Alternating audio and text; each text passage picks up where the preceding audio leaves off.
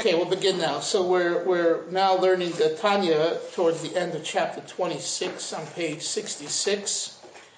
To basically recap, we're discussing here the appropriateness of dealing with issues that are disturbing to a person's spiritual growth, and they are thoughts that a person has that bothers them about what they did against God, or they feel bad that they had, opportunities to do things for God and they didn't get a chance to do that. These are the type of things that are disturbing. So the Baal Tanya, the author, teaches us that to seriously regret these things, you need several conditions. The first is you need a set time. The second thing is you need an appropriate time, the right time. The third thing is you need to be calm and relaxed. The fourth thing is you need to make the focus of your thought process to be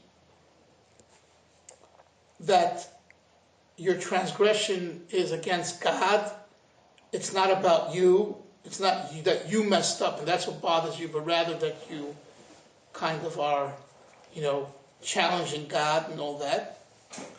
And now, today, we will continue with another detail. So we are on 66, 1, 2, 3, 4, 5 lines from the bottom, from chapter 27. It begins, the last two words on the line, V'shom nizboyer. V'shom nizboyer gam kein. Elsewhere, it has also been explained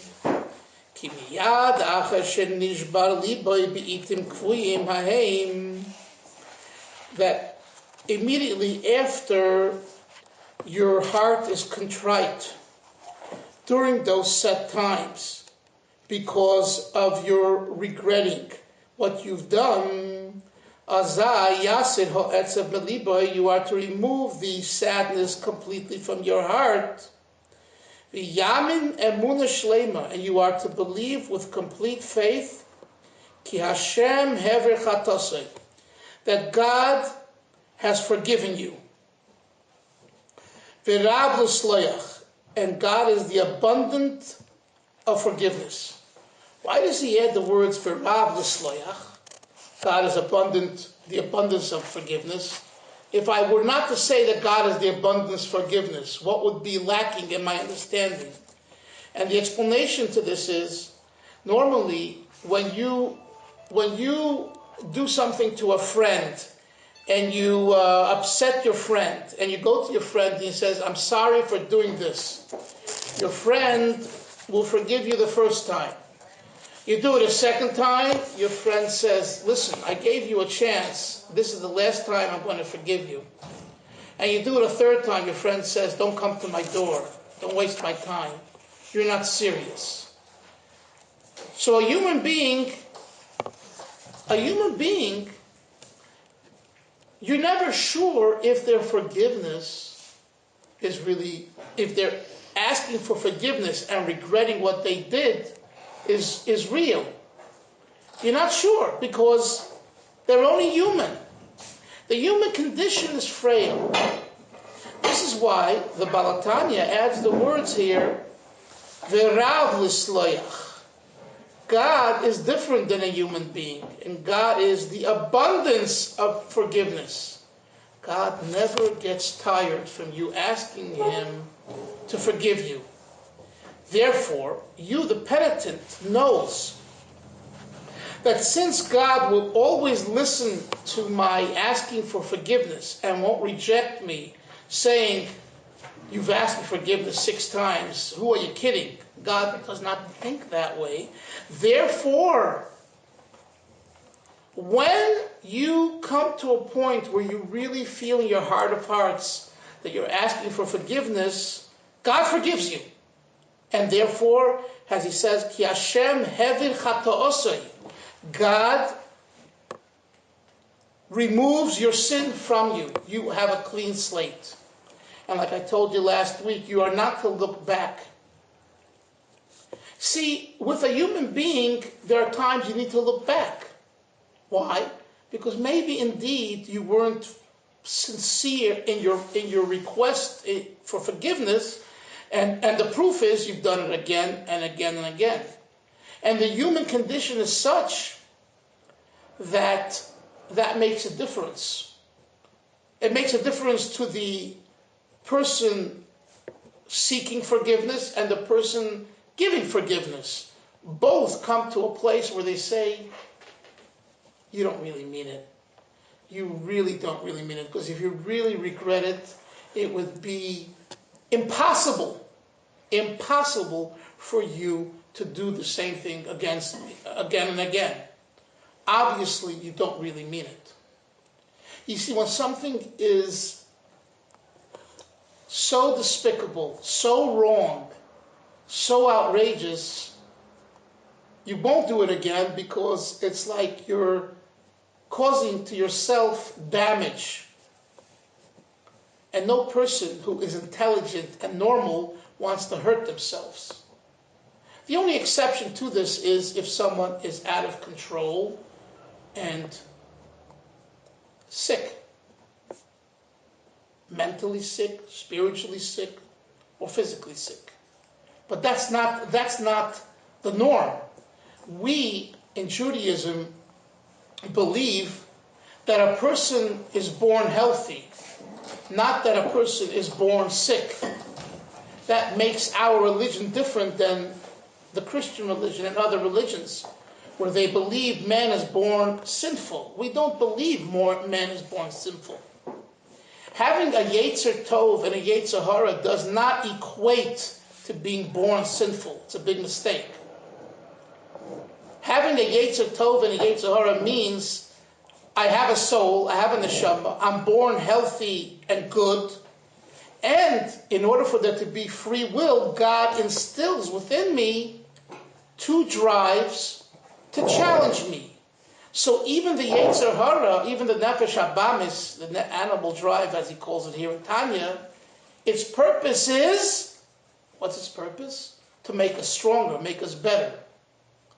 The Baal Tanya uses a very, very powerful analogy from the Zohar, which I'm going to share with you, even though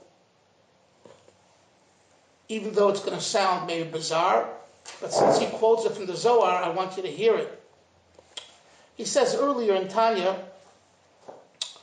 that a king has a son, and he doesn't know if his son is loyal to him. He wants to check, he wants to see if his son is really loyal. So the king hires a prostitute, to entice the son. But the king knows that, and he tells the son, and he tells the prostitute, your job is to entice my son, because I want to see what he's made out of, if he's really loyal. Now, this prostitute knows that she really isn't interested in enticing this son, and it's basically a job for her. So she can't, in her good consciousness, really do a good job, because she's a hired gun. What does she do? She hires a second prostitute and tells the second prostitute the whole story. And the Zohar says she goes on to ask her, and then the second one hires a third, the fourth, and the 10th one doesn't know anymore of the intent of the king.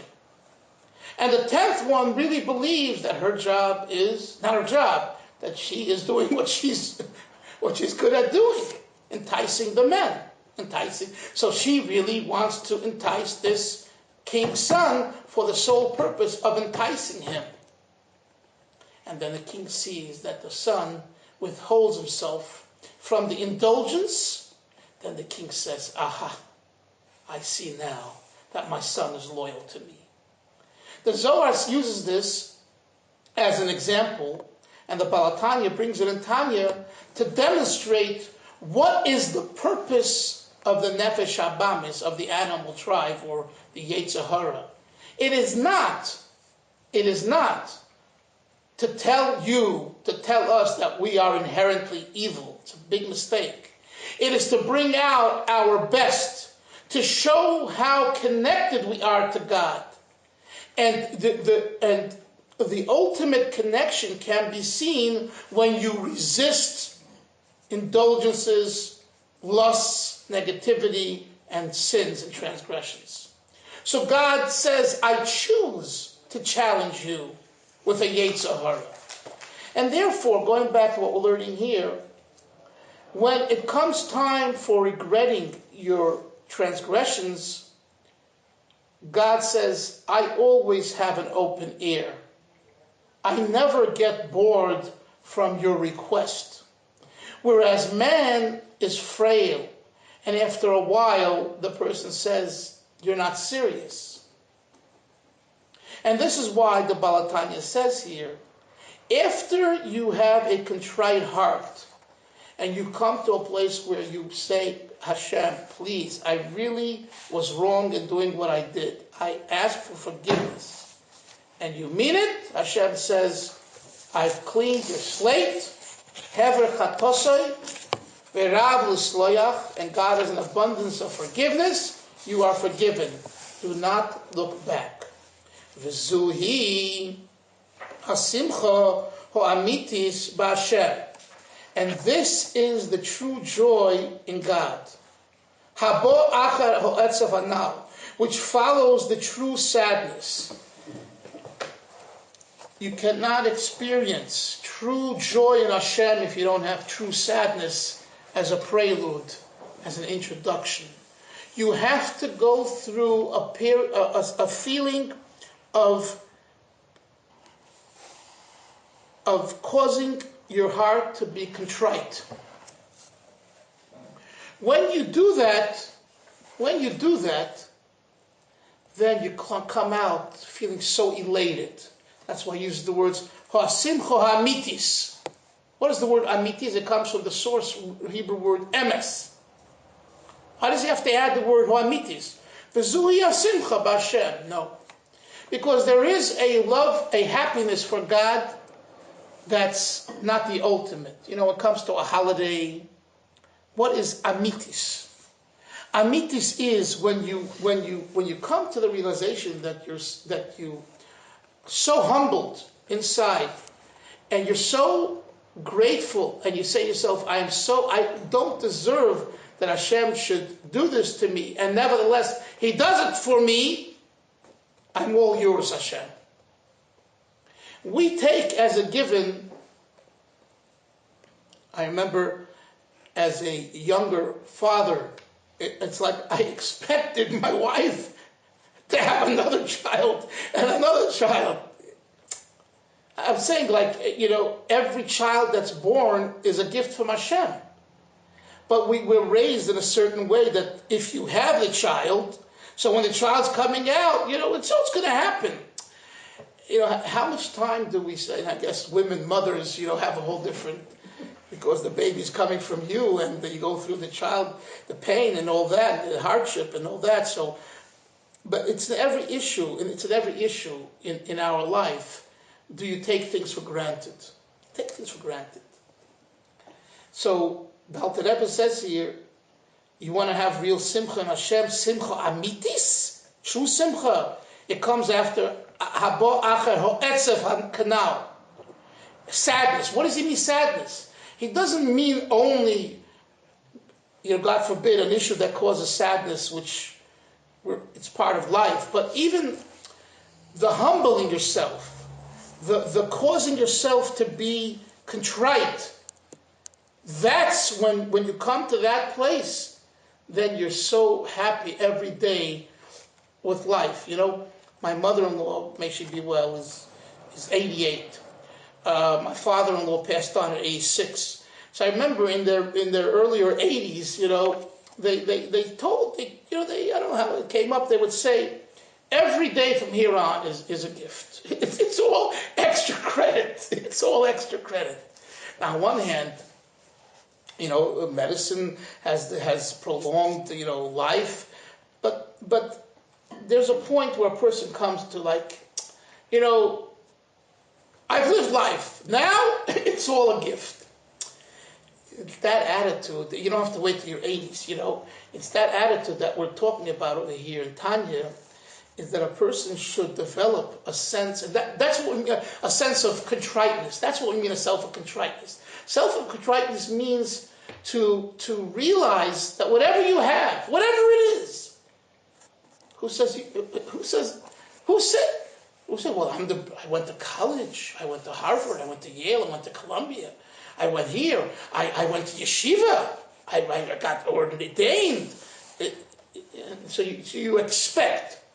My parents invested so much in my college education or my yeshiva education, and therefore it's only natural for me to come out with a degree and get a good job and be a big macher. Oh really? Oh really? Who gave you the mind? Who gave you the heart? Who gave your parents the funds to pay for your education? HaKadosh Baruch Hu. So it's all Hashem. It's all Hashem. And in a moment, if He wants, He takes it away. He takes it away. In a moment, you can jump up and down, backwards and forwards. You have no control whatsoever. So every moment that you breathe, you should be thankful for existence. You see, not thankful for what you have, thankful that you exist. Anyone that thinks that they can force God's hand to be here and is a fool, is a big fool. Okay? And unfortunately, we run around and we're so busy in our, years of life, in our healthy years, and many times we don't think about this because we're too busy.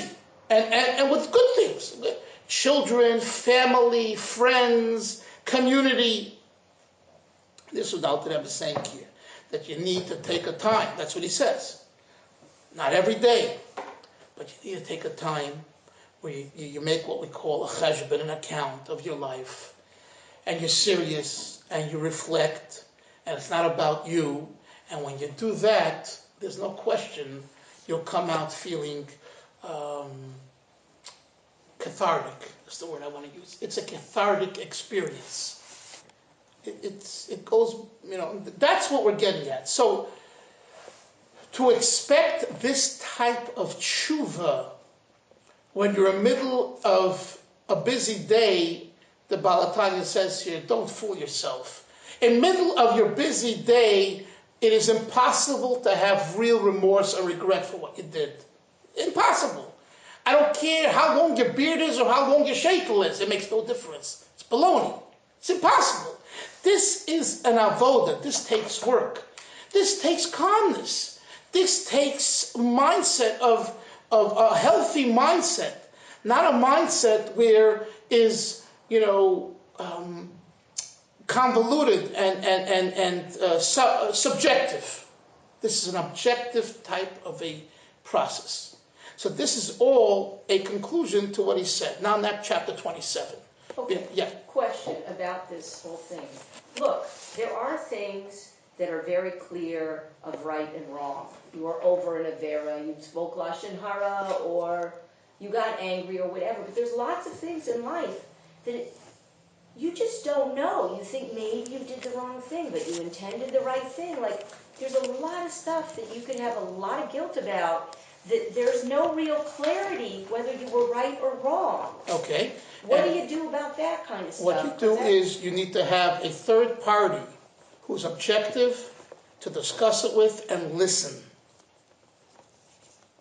Whether it's a social worker, a husband, a friend,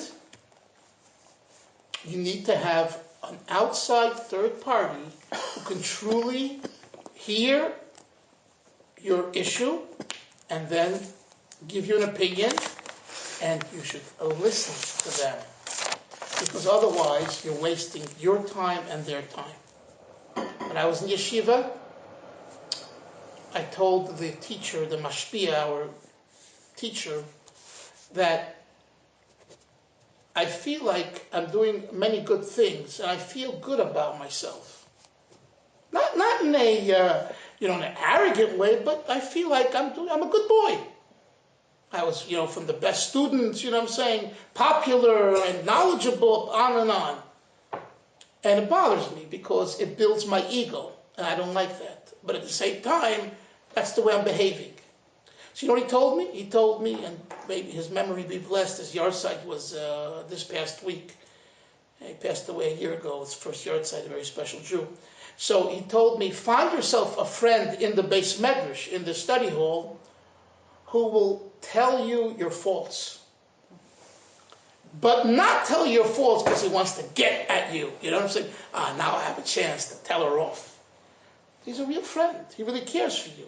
But as a real friend, he tells you what's good and what's bad. And that's my answer to you. You need to find someone who really is genuine and who really listens and hears and then will offer the advice, the solution, and you will incorporate it in your life. And I think, so you're right in your question that, many things are not clear. But when you talk them out and someone else hear them, they become clearer to you and to the person, and you will see growth. Okay, so Hashem, it doesn't matter who you choose, basically, Hashem will turn them into the shliach. No, that's not what I said. I said someone... you take a friend, but who knows if they have... Maybe they bring their own issues to it, so they have their own perspective, So you have to, like my Mashpia said, you have to choose someone who is objective and not biased. And you should be able to figure that out because and if you don't find amongst your friends, that's what it says in Pirkei Avos. U'knei lecha chaver, buy yourself a friend. I always jokingly say, what is it? Buy yourself a friend. That's what we do when we go for therapy. We're paying someone, we're buying. But as funny as it is, sometimes that's the only solution. Where you need a total stranger, a social worker, a psychologist, or a counselor that you pay who has no bias to give you the proper answer.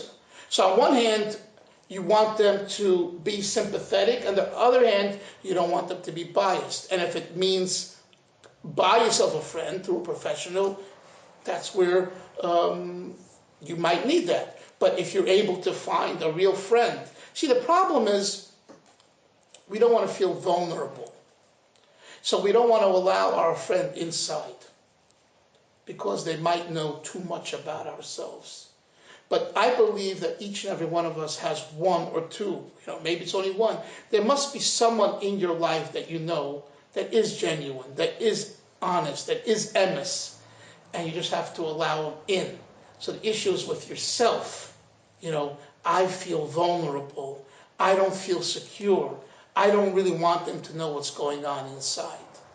So what I'm hearing from you is, kind of a blame on the other person. And I would say, look into yourself. Are you really at a point where you're willing to open up? That's the question. And believe me, I'm talking to myself. I know how uncomfortable that is. It's very uncomfortable and very scary to allow someone else into my inner domain. Now, I'm coming from a position of speaking to a friend who has issues in her own life, so when I tell her what my issues are, she can relate based on what's going on in her own life, but she's coming from her perspective, which might, that's not I guess you wouldn't call that biased, because she's dealing with similar issues, but it has a different flavor in her life, so she's giving me strawberry where maybe I have chocolate or something. So my suggestion is to take someone else who's outside completely and has a very different experience, more objective. Let us go on. Perich of Zay.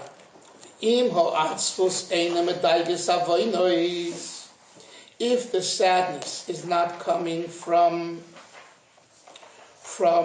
concerns about transgressions, but the reason why you're sad, you're bothered by the fact that you have inappropriate thoughts, and all kinds of unhealthy cravings that enter your mind. Now, when you learn this, when a man learns it, a male, he thinks, you talk about, cravings of lustful cravings, which is true. However, this applies to women as well. There are inappropriate thoughts that women might have. So anyone, the human condition, can have inappropriate thoughts, and this is what makes you sad. Because you say to yourself, what kind of Jew am I? I davened this morning, I'm learning, and all of a sudden I'm thinking about this and that. It's very, very wrong. So what's my davening worth? What's my learning worth? This is the issue that he's now grappling with. Let's see what he says. Hine, behold, if these type of thoughts enter his consciousness or her consciousness, not during the time of service, not during davening and learning, rather they enter the consciousness, the mind, during your work, while you're working, and in a similar scenario, on the contrary, you should be happy with your lot. Although they've entered your consciousness. Who Moshiach daitoi mehen, you divert your mind from them, and by doing so, l'kayin, you fulfill the verse, Mashenema, which is written in the Torah, v'leisasuru achari levavchem, do not go astray after your heart, ve'achari nechem, and after your eyes, asher atem zaynim achareim, that you lust and desire.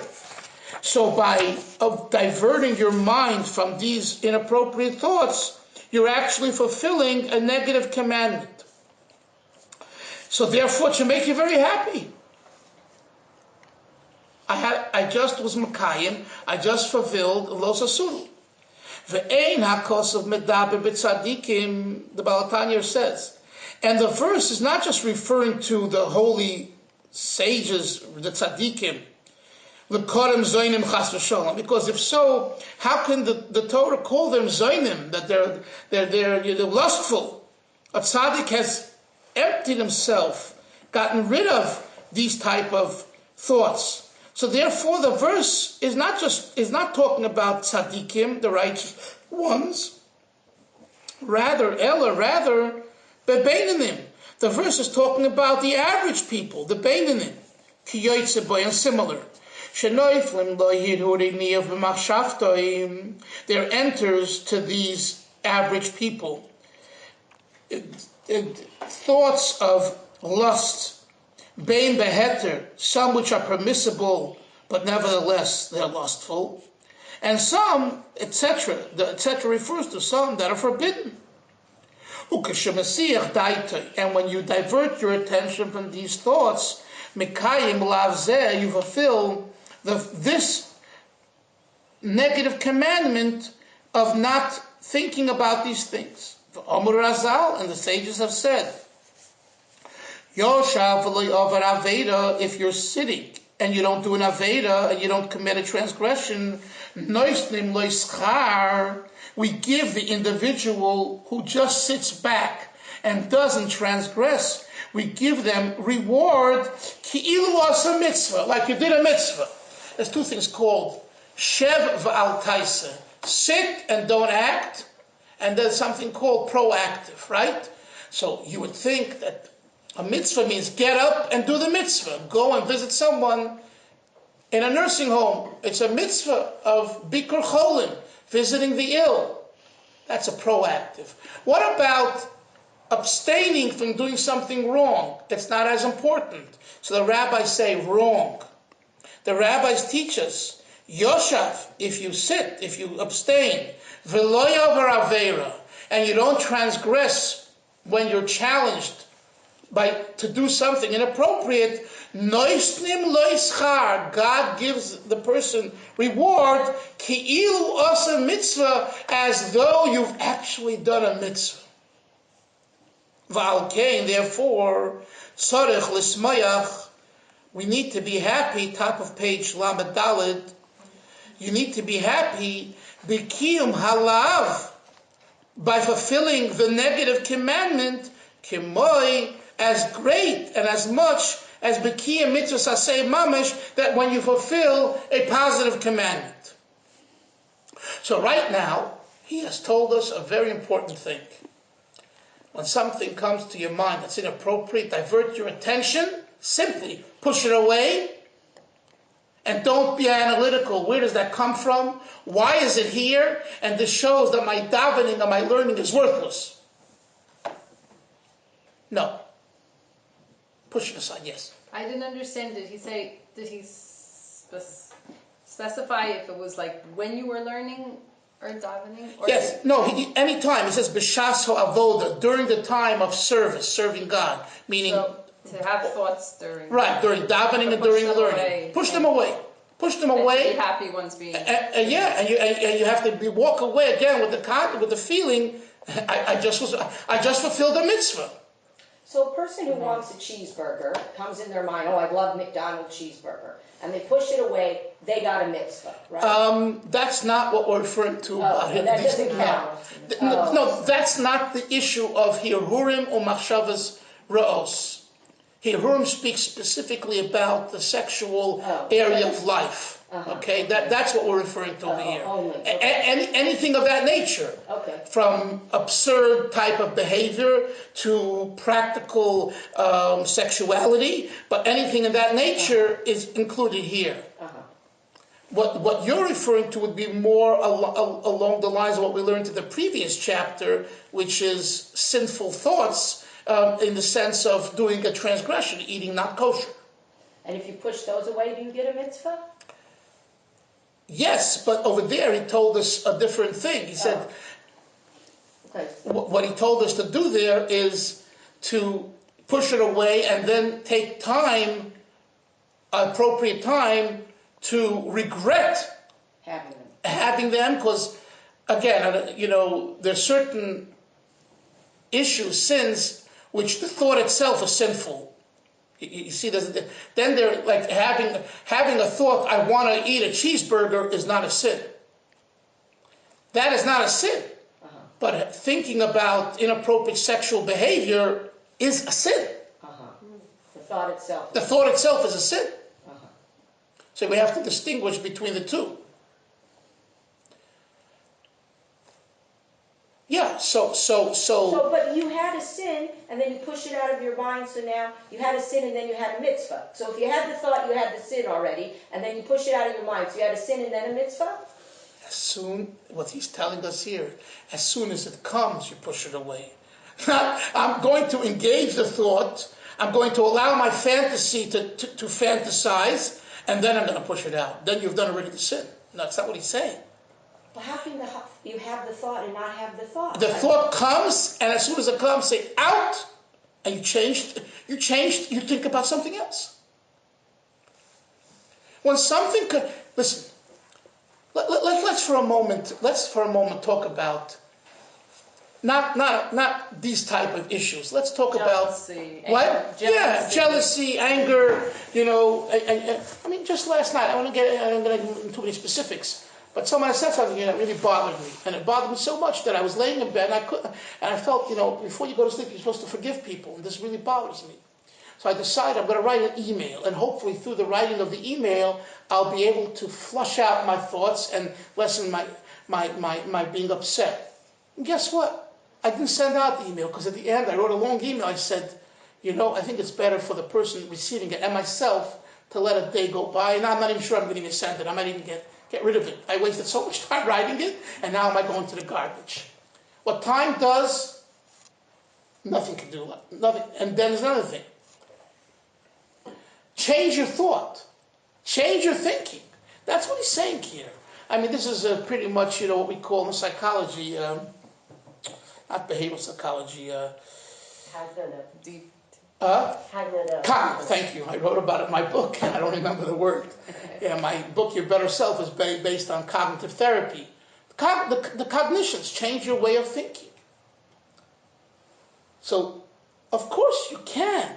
If you want to, when something comes, you push it aside. Push it aside not by engaging it, by saying, not now. That not now, that moment of not now is the diversion of the thought. No, but the thought came to you. It started to come. Okay, you can push it away before it comes. Yeah. I'm now thinking about something I'm beginning to think about something that's appropriate immediately start thinking about something else. Okay, so the beginning doesn't count. It's only if The urge. Okay. The urge that Baal Tanya teaches us is out of our control. The urge. But the development of the urge and the entertaining of the urge, that is within your control. Okay. And something that's out of our control, we're not guilty. We're not blamed for it. We're not responsible for. And if you think about it, it's this way with most of our issues is the entertaining of the urge. That's why I'm giving you the example of the email, of my own, when you start thinking about it. In other words, I could have said, not now. It's time to go to sleep and just push it away till tomorrow. I didn't do that. I entertained it. I worked myself up where I became very upset about it. And then I said, let me now try to, deal with it. He's saying when it comes to sinful thoughts, not to do that. Because the process of trying to cure what's bothering you itself is unhealthy when it comes to these matters. He doesn't say that about, the character of character issues. There, it's not a sin. So there, at certain times, it is appropriate to deal with the issue. Again, not with anger and with time. Time will heal, you know what I mean? But here we're not talking about, we're identifying very specifically these inappropriate thoughts, that are disturbed, that can be disturbing. So he says, you should know, as soon as you push them away, you've done a mitzvah. So again, if you are really looking to be a servant of Hashem, when you know that Hashem says in the Torah, push them away because you're doing a mitzvah, that should turn you on. In other words, not that you say, well, really, what kind of Jew am I if I can have such thoughts?